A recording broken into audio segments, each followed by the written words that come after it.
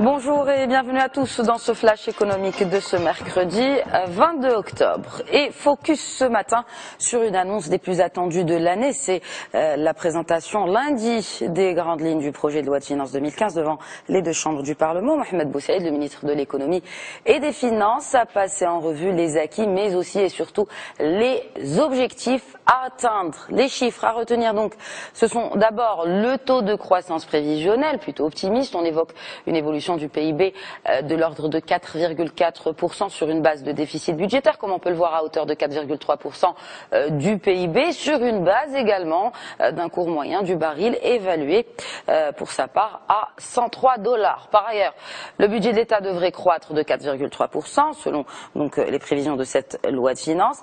Et côté investissement public, on table sur une enveloppe de près de 190 milliards de dirhams en 2015. Et puis, il y a le sujet de la dette. L'endettement du pays évolue crescendo. D'ailleurs, la dette extérieure devrait augmenter de 6,77%, a annoncé le ministre. Le Maroc aura besoin de 2,8 milliards de dollars en financement extérieur en 2015. Une levée de fonds qui ne manquera pas d'alourdir notre déficit budgétaire.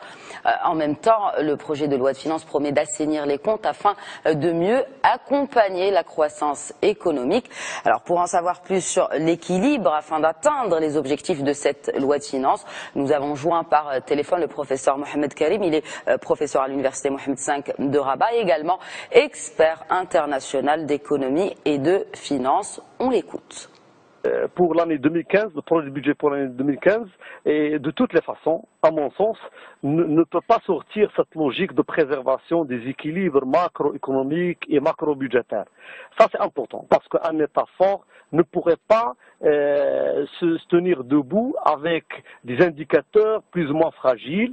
Un État fort, c'est un État où il y a des déficits budgétaires maîtrisables.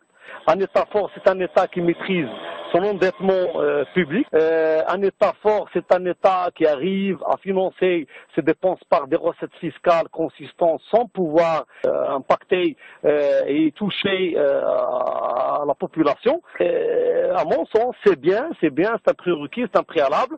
Mais à mon sens, le projet du budget n'est pas encore utilisé comme un vrai moyen pour booster l'économie, pour créer de la croissance économique.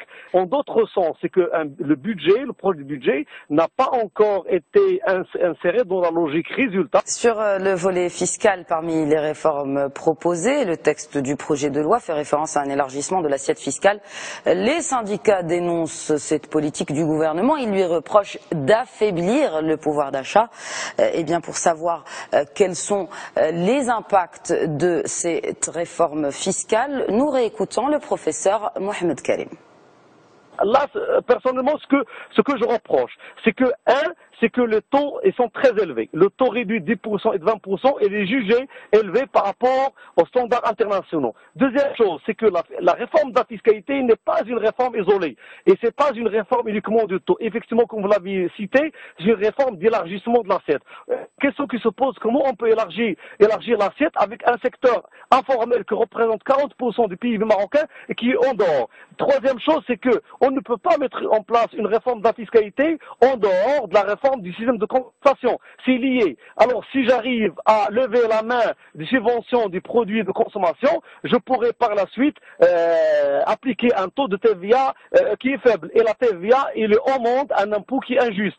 Je pourrais aussi gagner ce qu'on appelle la plus-value fiscale d'inflation, dans le sens où si j'ai des taux de la TVA qui sont appliqués, les prix vont augmenter et l'État gagne sur les prix. Et cinquième chose que j'ai oublié de citer, qui est très importante, si je veux faire de l'économie marocaine une économie de production et par conséquent une économie qui utilise le travail et le capital, je devais alléger la fiscalité sur les facteurs de production. Et je rappelle que le projet de loi de finances 2015 devrait passer par plusieurs commissions parlementaires. Les débats s'annoncent déjà très houleux. Son vote est prévu dans